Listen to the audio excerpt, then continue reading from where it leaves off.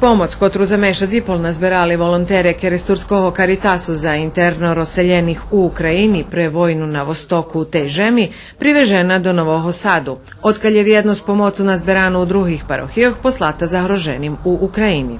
Humanitarna akcija zbierania pomoci za ľudzoch u potrebi na Ukrajini uspješno zakončena u všetkých našich parohijoh.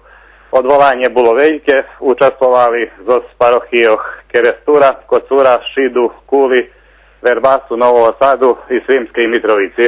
U ruskim Keresture nazberane 1200 kili šmati, 200 kili poživi i kolo 150 kili higijenskog materijalu i otprilike po informacijama ktorih mam, otprilike teljo isto nazberane i u všetkých naših drugih parohijoh vjedno.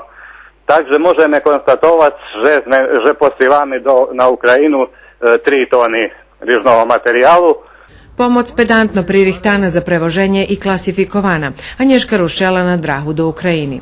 Jedna čast bude pridata u Ivano-Frankovskej oblasti, a jedna u Kijevu, u mesto gdje formovanje logistični centri za rozpodzeljevanje humanitarnej pomoci.